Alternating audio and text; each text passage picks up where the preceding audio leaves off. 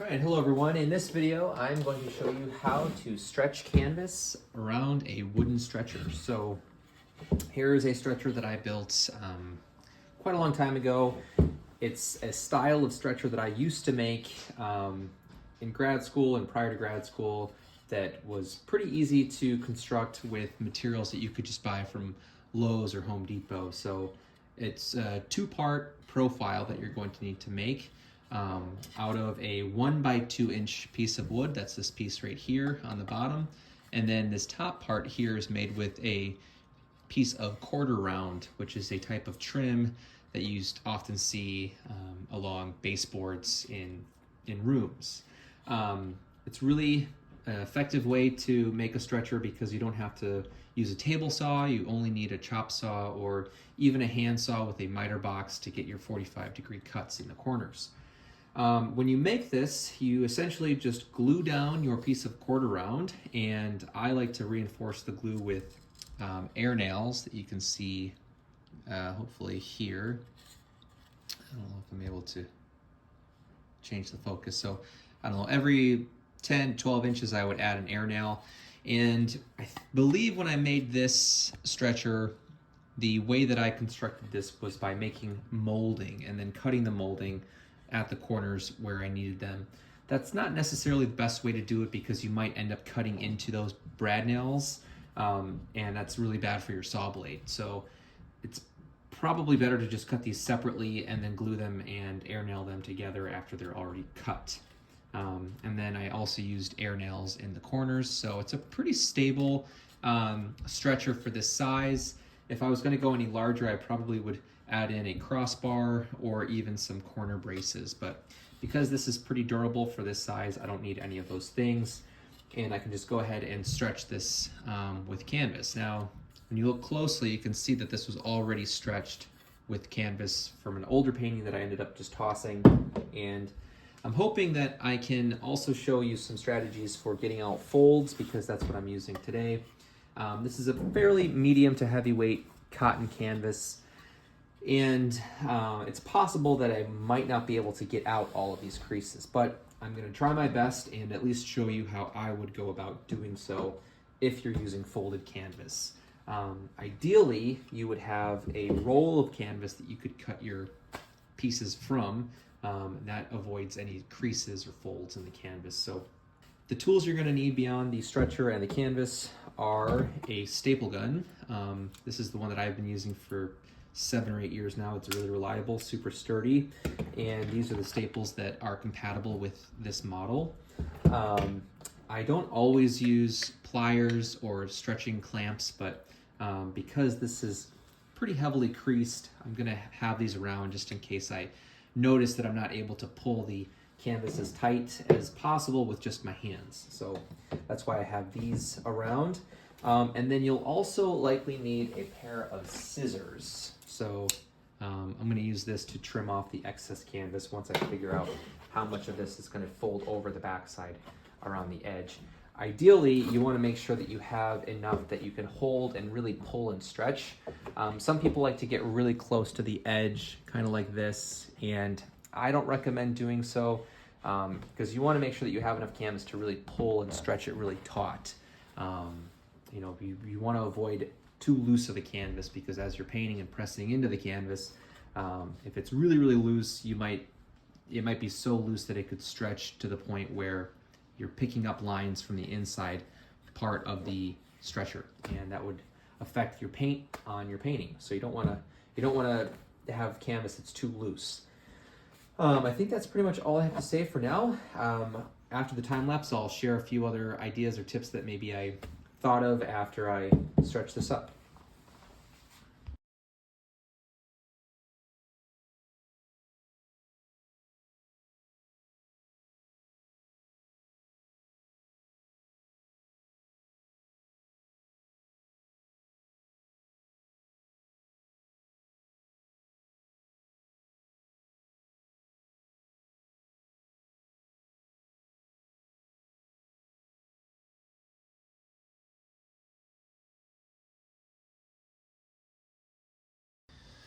Okay, so at this point, once you start to get close to the corners, you want to make sure that you're starting to prepare for your folds for the corners. And sometimes if you go too far into the corner, this folding step is harder to do and you end up having to take a few staples out. So I like to kind of ease my way into this part of the process.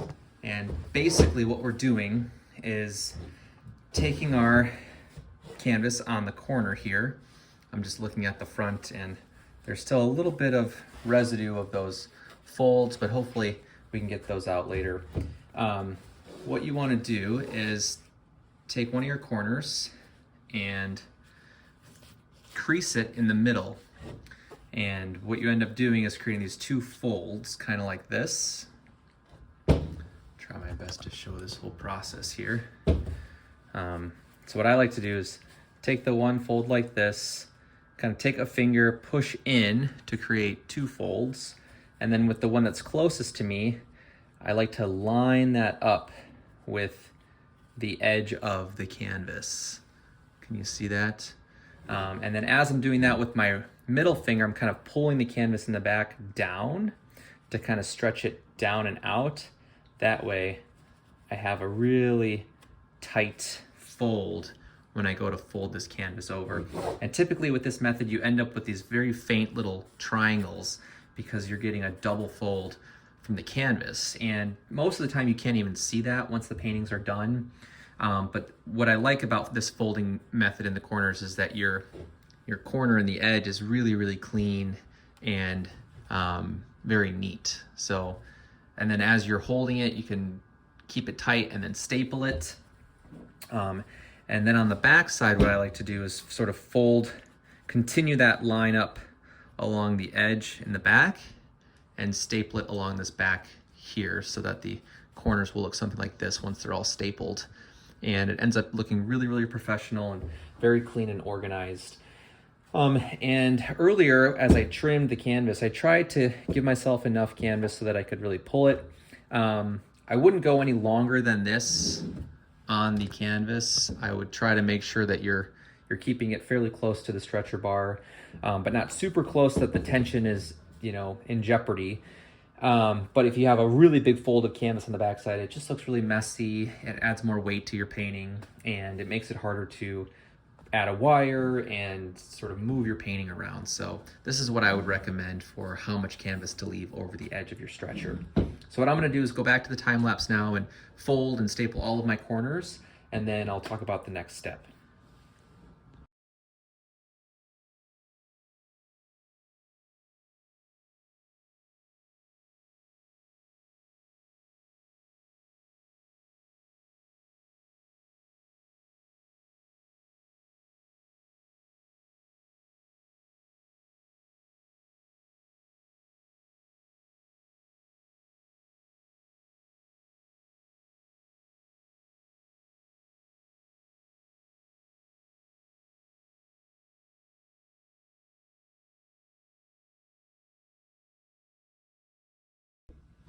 Okay, so that pretty much is the end of the stretching portion of the video.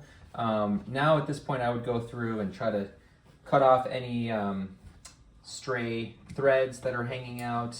Again, this is just a lot easier to do before you gesso and start your painting. So some of these things I've learned over the years it's just better to take care of right away as opposed to putting it off and then either never doing it, which looks kind of unprofessional and a little messy, or doing it once the painting is done and then I'm potentially damaging the front of the painting. So take it from me, it's better to just do these things while you have the tools around and you have the time and you're not worried about a painting on the other side yet.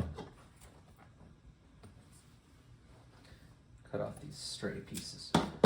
String. Something that I did not mention while I was talking about the folding of the corners is that if you look at the back side, one thing that I really like to do is mirror the sides that are folding over all the way around. So, if I started here and this is the side that folds over this side, I try to make sure that this side on the other corner is doing the same thing. And I feel like it just helps keep the corners looking the same for these triangles and making sure that this line is always gonna kind of match up along the outer perimeter of the canvas. Now, again, I mentioned before that most of the folds came out, which is a really good thing to see. You know, especially along the outer edge of the stretcher, those areas look pretty smooth and flat. It's mostly just this line here that I can see that has a little bit of a divot. I'm sure you can see that in the light. And then there's a little bit of a fold crease here. And the goal is going to be to try to get rid of those if possible. If I can't, then what I'll do is just try to create some texture and, you know, with my gesso or my oil primer, and try to get our attention away from those folds. So that's the kind of only other solution I have if those lines can't come out, those creases cannot come out. So what I'm going to do as a way of hopefully fixing this issue with the folds is a trick that I learned when I was an undergrad. And what you want to do is take some warm to hot water. You don't need a lot, but I tend to just take my canvas underneath my sink, run a little bit of hot water over it so you have a little bit of a puddle, and then immediately start to rub that water into the weave on the backside of your canvas. And you want to try to get it as fully soaked in on the backside as possible. And once you're done with that, you want to let it sit and dry. And then as the canvas is getting wet and then drying, it's going to tighten up even more than it currently is now. And this 90% of the time, this trick works for me. I'm hoping it'll work for this video.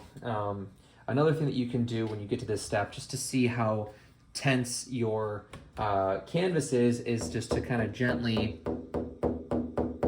hit the top of your canvas. You want this to sound kind of like a drum. You want it to be really, really tight, because over time and over the years and through different climate changes and changes in humidity, wherever you're storing your paintings and showing your paintings or transporting your paintings, all of those factors are going to affect the tension of your canvas. So you want to make sure that it's as tense as possible or as taut as possible now.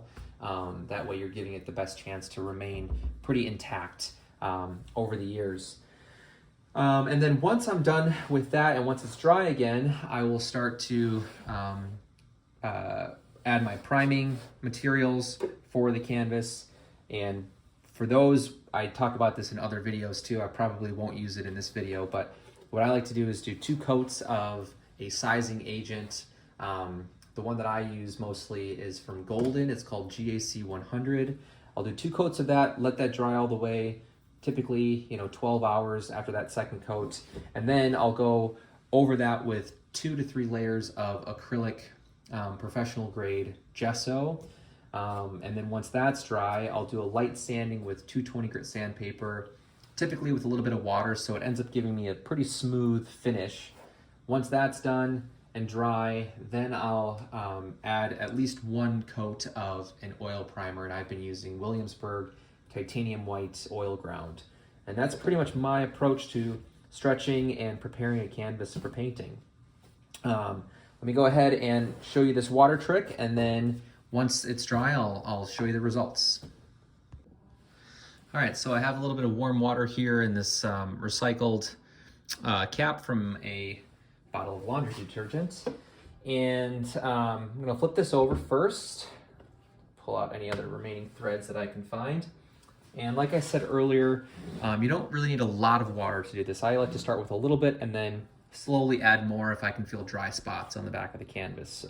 And typically it helps to keep this level, that way you can see where the water is running. But I'll drop a little bit kind of like this and just start to rub it in.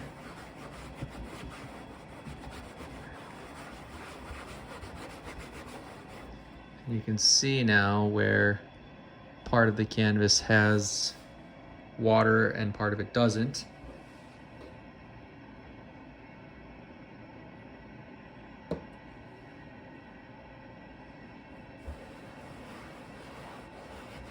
And I'm using my fingers to go underneath the board, in between the board and that piece of quarter round. If you make stretchers in a different fashion. Typically there's like at least a beveled edge that you can push your finger between. Some of the store-bought stretcher bars are pretty narrow in their like little beveled edge, and for those ones it's a lot more difficult to actually get the water all the way to that outer crease. And I found it helps to try to get the water all the way into the corners.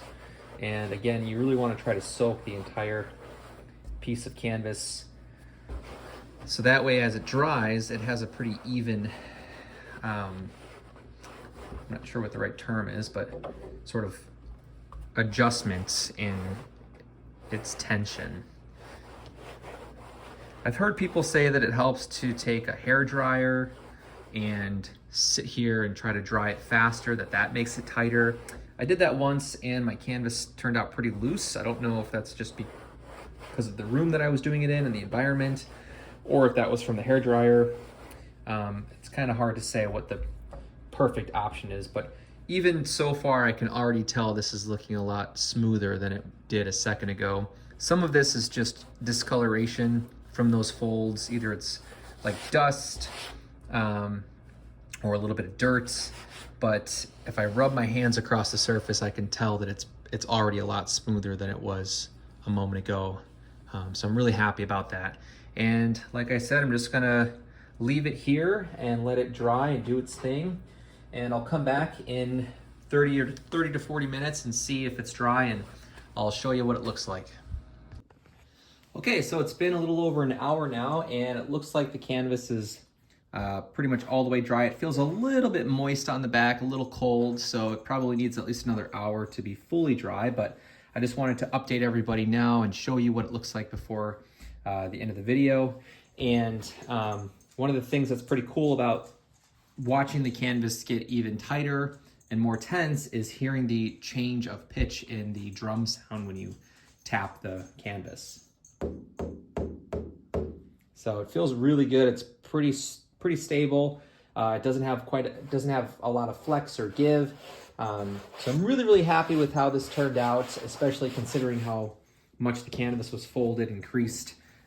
So it just goes to show that with the right approach and strategies, it's definitely possible to stretch your own canvas, even if you're working with stuff that's folded and has a lot of creases in it. So I hope that if you're considering painting, that making your own canvases is something that you try at least once. I think it's really eye-opening for a lot of painters to tap into the custom side of building their own canvases early on, especially because you can save a lot of money by stretching your own canvases, and you just get to really decide what the look and the feel and some of those visual elements of the surface is going to be for your artwork. So I really enjoy it because I think it makes each painting feel a little bit more unique than working on a canvas that was made by a machine. So